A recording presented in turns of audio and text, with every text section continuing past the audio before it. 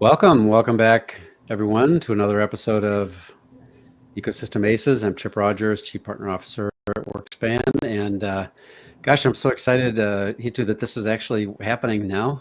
we were we tried to do this a couple of days ago, and we're having some technical difficulties, but now we're all set, I think, and excited to have you join, Hitu. Thank you, Chris. I'm equally excited. I think it's an equal pleasure, and the pluses and minuses of being in a virtual world. You deal with what technology gives to you on that particular day. But I'm glad you're here. Yeah. So, Hitu, just a quick introduction. Hitu Chawla is Global Vice President of the Global Partner Go-to-Market Strategy at Splunk, and gosh, many years at Microsoft, and through a number of roles at Microsoft, and always in sort of partnerships and working with partners, and you've been at Splunk now for a couple of years, and now with the combination of Cisco, and I'm sure there's a lot of changes that come with that. But Hitu, welcome to the podcast, and really excited to chat. Maybe let's start with your role and what you and your team are up to at Splunk these days. Well, I'm sure all of our friends listening here will agree that there's never a dull moment for a channel role, right? So embracing that energy, I joined Splunk 2 years ago to help drive a very aggressive growth strategy through channel transformation. But however, to get to that transformation right, I think it's important you constantly balance and test the efficacy of your strategy against the last mile of execution, and it's not only with your partners and your external ecosystem, but also within the organization, especially with the sales team. And like many SaaS companies, Splunk is shifting towards outcome-based selling or value-driven sales. But to truly bring that approach to life, I think it's critical that all routes to market, starting from marketing, sales, and channel, they're all aligned and working from a unified playbook.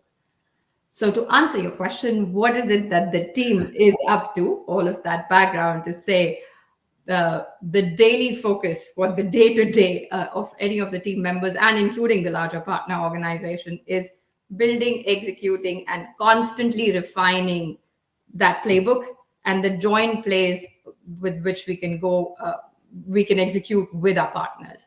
And what I feel most excited about is that we're actually making good early successes with the partners are appreciating. That's not easy. Tell me about it. I think, like I said, anyone who's in the channel role and is leading that transformation knows it is not easy. It's a lot easy in the PowerPoint that you create, but it is just the reverse of when you're trying to land it and execute against it. Yeah. So how are you doing that? I mean, I think that's it is really tough to but you're right. It's important to get those, to get the partner organization, sales, marketing, all aligned on the go to market. How are you working together? How are you aligning incentives and all that? How do you think about it? How does Splunk think about that? Sure. I think I'm going to answer it in two ways, both from an outside-in perspective and then the inside-out. So if you begin with and the reason for that is only when you understand what the partner is looking for and what is in it for the partner to partner with you, can you then establish the right strategy, programs, everything kind of extrapolates from there. And if you, at the highest level, I think there are three considerations for most partners when they're choosing a principal. First, it starts with your build with value. Does partnering with the principal provides that incremental joint value to their offering, and at what cost as well, right? Second, I think what they look for is from a go-to-market acceleration, because at the end of the day, it's all about monetization. So how is the principal enabling their customer outreach? What is the approach to co-selling? How are our sellers comped? It matters to them. Yeah. What is the marketplace success? Because that's the new way, just in terms of how the last mile of transaction is happening. What is the joint marketing and sales motions to support their demand generations? How are you enabling a partner to partner connect in case it's relevant in the ecosystem that you're operating in? So all of those aspects is what they look at from a go-to-market standpoint, and how do they get more feet on street for their own solution or product sales as well, right? So that's your second bucket. And then the last, of course, is how compelling is the financial incentives and or the investments, MDF, BDF, whichever way, which is supporting their top or bottom line, which they care about. So how is the principal offering the most compelling set of BDF, MDF, rebate funds, or in terms of resource dedication, or in terms of access to technology and or credits for them to build their solutions, or joint marketing dollars, as the case may be. So pretty much if you look at it from and I'm saying obviously there is a lot to a 1A, 1B, 1C, but if you had to bucketize, those would be the three buckets that a partner would look at. And if you then extrapolate from there to your question on how we, and if I talk a lot in bullets, which you may have observed. So what are the three areas that the team is then working against? The first is building the right capacity, capability, and commitment model for the partner, and whether we have the right numbers, adequate numbers of partner by product use case, not just product, by geo, by partner type. And how do you even decide what is adequate partner capacity? So how do you build that capacity model, which is anchored both into your own growth targets and not just short term, but your as part of your long range planning, as well as the partner's growth targets? That's when you get the right balance of that capacity model.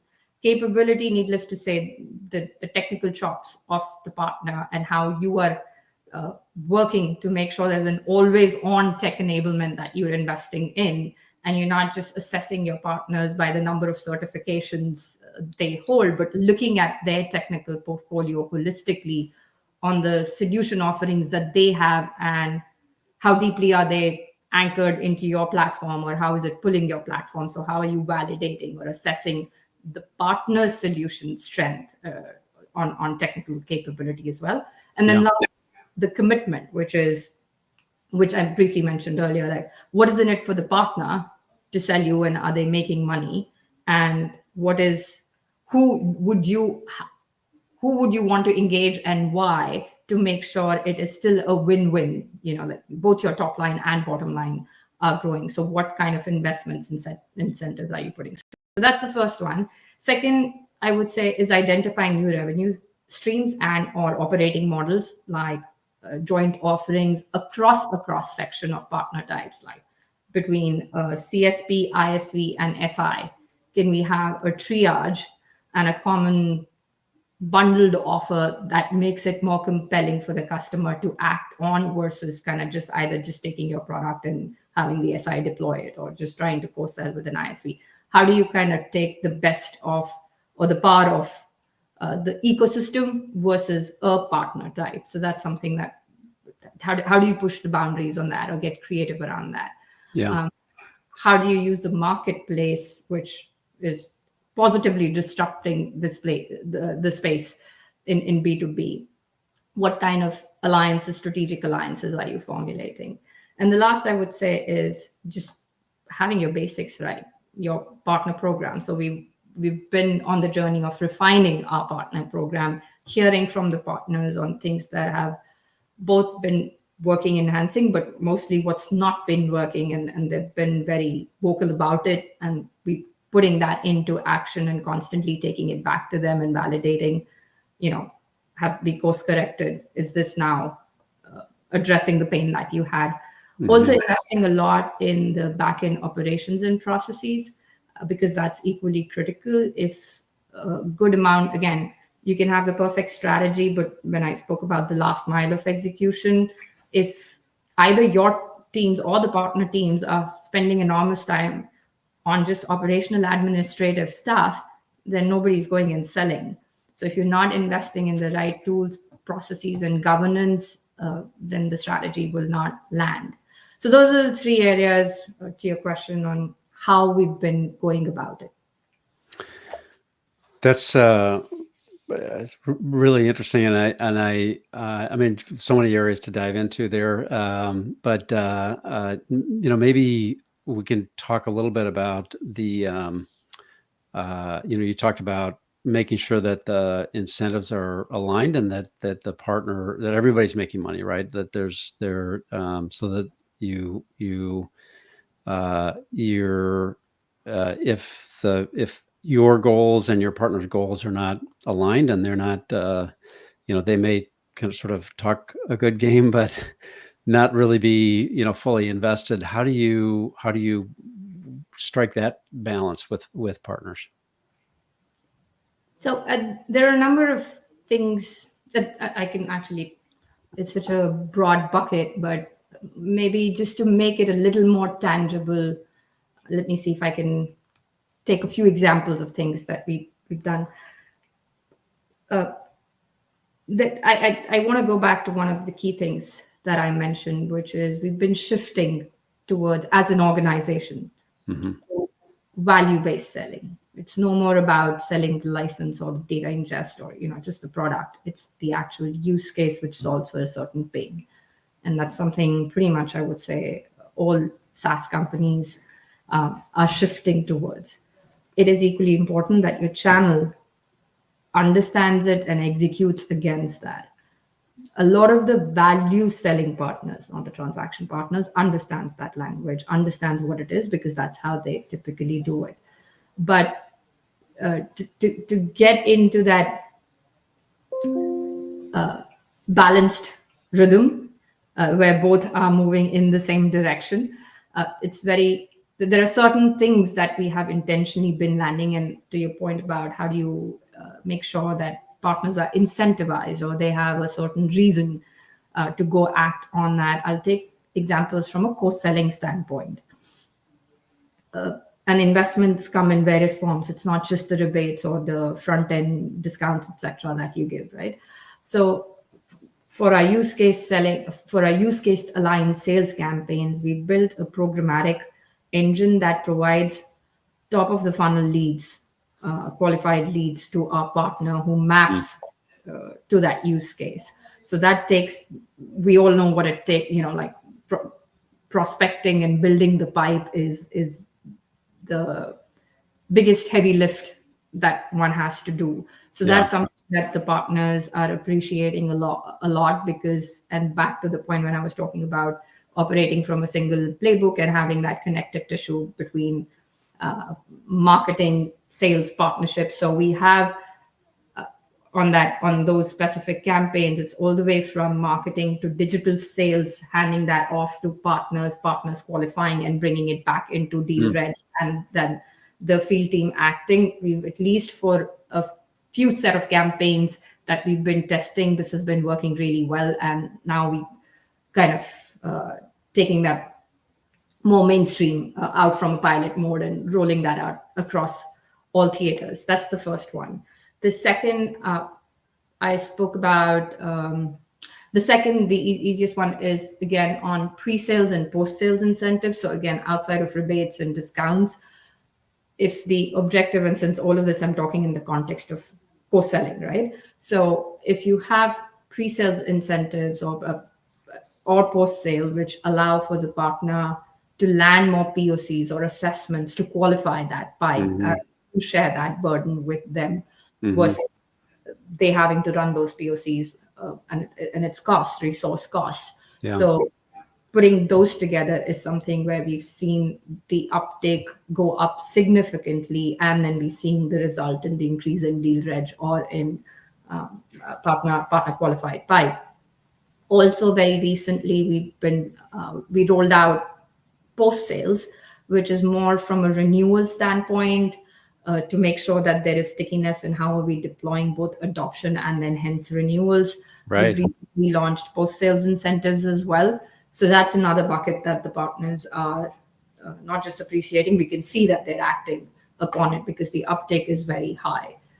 There are other ways which are non-monetary, but again, something which yields pipe and hence revenue for the partner is we set up partner days. Think of them as like speed dating sessions and joint account planning sessions with field sellers. So that takes away from the field partner friction. And that's something which is, again, allowing us to create joint pipe. We've invested in bi-directional tools, including from you guys, where how it allows to have a single view of that joint pipe that we're creating and how we are executing versus deduping, duplicating it. And the last one example that I would give to you is also on what we're calling the power of three campaigns. The intent really being, how do you activate different partner types on the same motion? So as an example, if it's a new logo acquisition that you're going after, our tele team will qualify, let's say, a threat intelligence lead, passes it on to an SI which specializes in that use case. The SI will suggest a complementing ISV solution and, let's say, $1,000 free AWS credit to get the customer started on the POC. So now you have a SI, ISV, and a CSP play that you've brought in together against a very targeted sales motion to make sure that it's more compelling for the end customer to act on versus piecemeal solutions that you might be selling then. Absolutely. Yeah. Some of the things that we're trying. As I thought I'll just give you more tangible examples versus concepts. Yeah. Well, that's fascinating because so much these days that is really what a deal looks like. Right? You've got an ISV or multiple ISVs and a cloud provider and a GSI or some kind of system integrator that's putting everything together. And so managing all of those partners to bring the deal together and getting all the incentives aligned is not easy. It's not. But I think you have to constantly keep listening to the partner. I think almost everyone does that, just in terms of making sure you validating that what you're rolling out. But the other thing we're realizing is all of us do listen and we do act as well, but very often we don't communicate back to the partner because there are things that you may have addressed, fixed, some big, some small. Like a very big one, if you change your program, yes, everyone gets to know. But the certain nuances which are constantly being a pain for them, you fix them, but you haven't communicated to them. One thing that I'm realizing is that over communicating in such scenarios, especially when you consistently transforming, is not a bad thing. Always remember that you're not the only principal that the partner is working with. So it is, and I can't remember the number of meetings that I've been in and you share, we've done this, and the partner would go, oh, I didn't know that, and then you think, oh my God, we're already spamming and bombarding between the newsletters and the social and XYZ. And the partner still says, I didn't know that. Yeah. So making sure that if, as you're refining, making changes, keep communicating that as well. Just a different slight segue from what we're discussing, but it's important that the partner knows how you're fixing and listening to them. It's really tough because I think an AE's job is really is very is hard, right? Because you've constantly got new information, new products that are being deployed, your own products, and then to sort of consume and understand your partner's products as well. It's pretty overwhelming. So again, not an easy problem to solve. I'm curious. I'd love to dive a little bit in, Hitu. You talked about some of the incentive programs and sort of pre-sales and then post-sales. I think it's really interesting that you guys have rolled out, and you said it's gotten great uptake, the renewal incentives. Talk a little bit about that, because I think it's, the partners are really, critical for that, you know, um, delivering the service and then ultimately, renewing.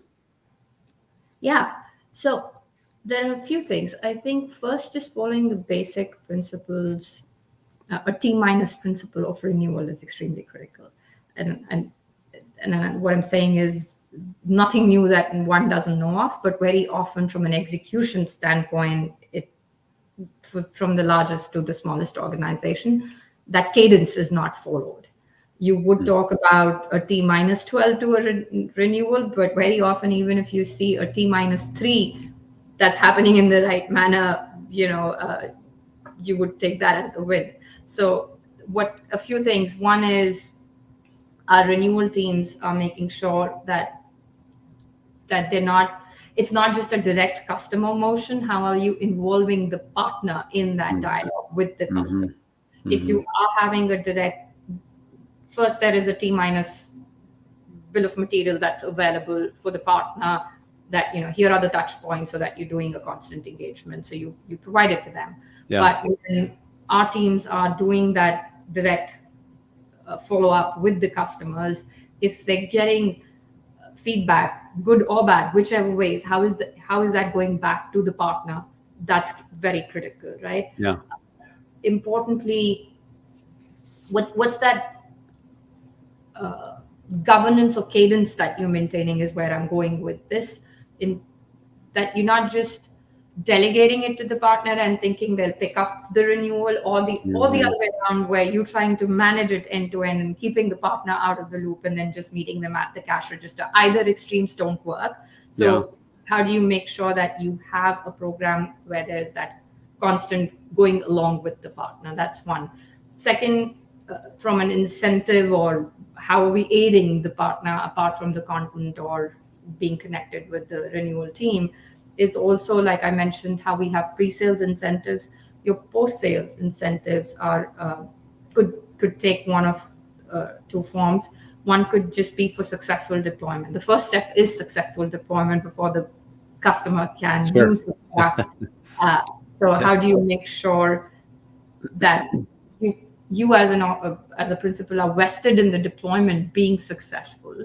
And that's where those incentives, you can put certain checks and balances on. We are involving our PS team on having, share call it a checklist, or call it best practice on what are the things, especially for complex deployments, that a partner can have on what accounts for good deployment, and certain areas that they should be watchful of. So supporting from the programmatically, having PS support, that's one piece. Yeah. Second is just in terms of actual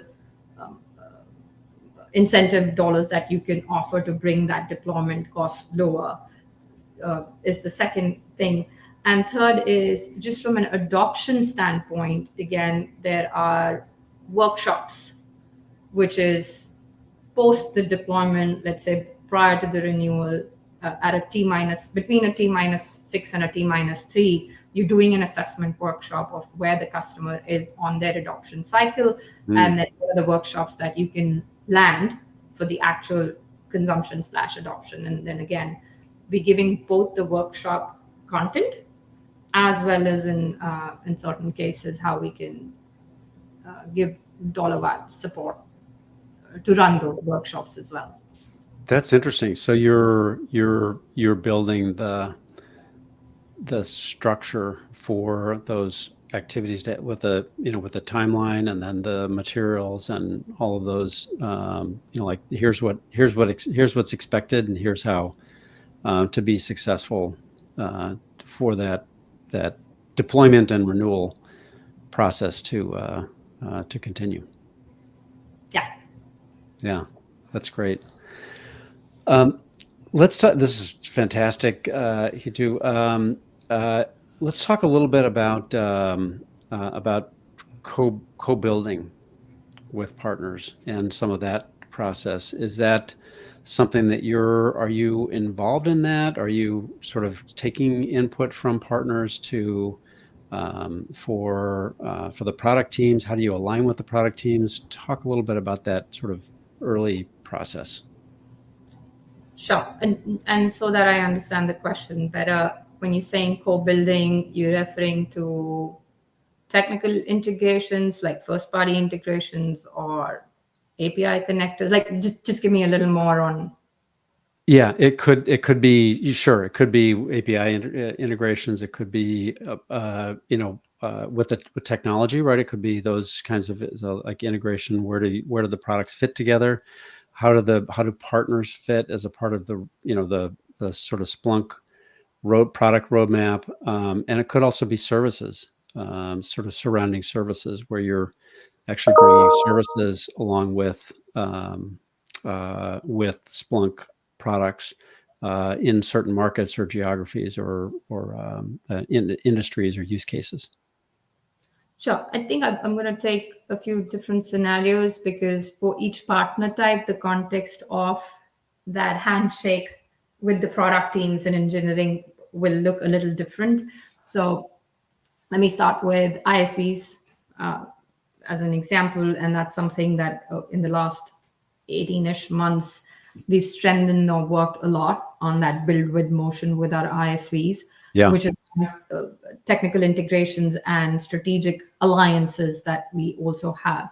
I think it's very important, because there are certain partners where you may not necessarily go to market with them, but just that technical partnership for the end customer stickiness becomes very important. Sure. That we have identified, who are the ISVs with whom, depending on the volume of data interplay that may be happening between the two platforms, which is critical for the customer, and that end customer experience is critical. We've identified a priority list, and then along between the partner technical organization, my team, and the product engineering team, where they're kind of defining the gold standard for TAs, or working hand in glove with the ISV on what that integration should look like. Also giving them that line of sight on the roadmap for the product, because if you make any update, it does not break that integration so how do you have that in sync way of moving together on those integrations is something that the team is focused on.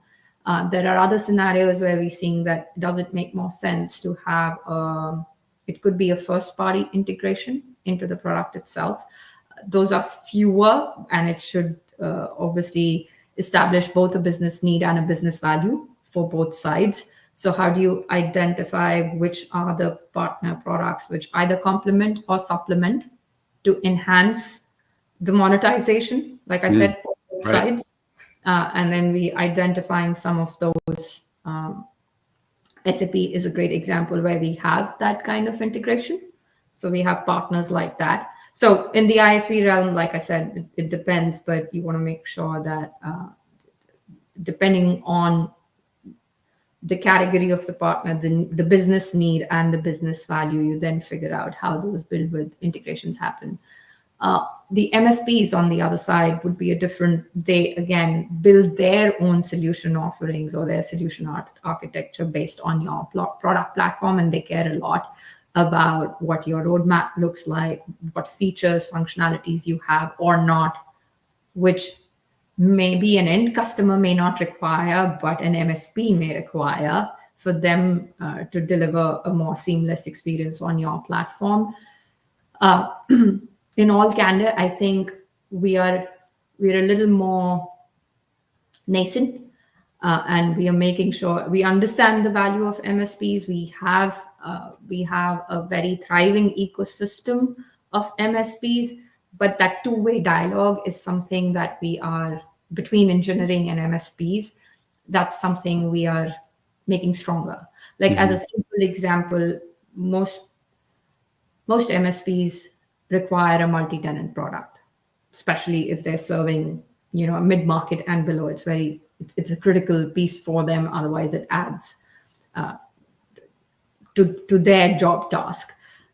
Not most products in the market, Steam products in the market, are not designed multi-tenant in terms of product architecture necessarily. But then what is the workaround? Is there some sort of API or some sort of integration that you could work with, which allows for them to do that multi-instance more seamlessly, have multiple role-based accesses more seamlessly, etc. So those are the conversations in which we started, that our engineering team is now actually, for the next release, they're seeking that requirement and what they call like a PRFAQ that they're putting together to see how do they build that in the next releases. So that's something that the team facilitates. Yeah. A lot going on. I said there's never a dull moment. Never a dull moment. When you talk with channel leads all the time, and I think that this is the most, anyone would say my role is the most action oriented, fascinating, etc. But I think with the channel, it's very for you being that custodian for an external body inside an internal organization, where you just doing that balancing act between your priorities and the channel priorities, just makes your day a lot more interesting versus if you were just looking at your own organization. So yes, what's going on. That's fantastic. Hitu, thank you so much for spending some time with us and sharing so much about what you and your team are doing at Splunk, and we didn't even touch on the whole Cisco, which I'm sure there's a lot going on there as well. But this has been a fantastic conversation, and so much really great knowledge that you're sharing, both from Splunk and I'm sure a lot of your history at Microsoft as well. So thank you. Absolutely. Thank you so much, Krish, for having me. It's always a pleasure. And I was listening into some of the other podcasts. Just the wealth of knowledge that you get from this. I was genuinely amazed. There's so much that you can learn from your peers in the ecosystem. So I appreciate the fact that you taking the time to capture this for the larger ecosystem. So thank you. Yeah, thank you too. It's been a lot of fun, and that was the original idea for the podcast, is just sharing what's working, what's not working, how people think about working with partners, and so thanks again for taking the time. You bet. Thank you. Great, thank you, Hitu, and for all of you as well. Thank you for joining another episode of Ecosystem Aces, and we will see you next time. Thanks, everybody.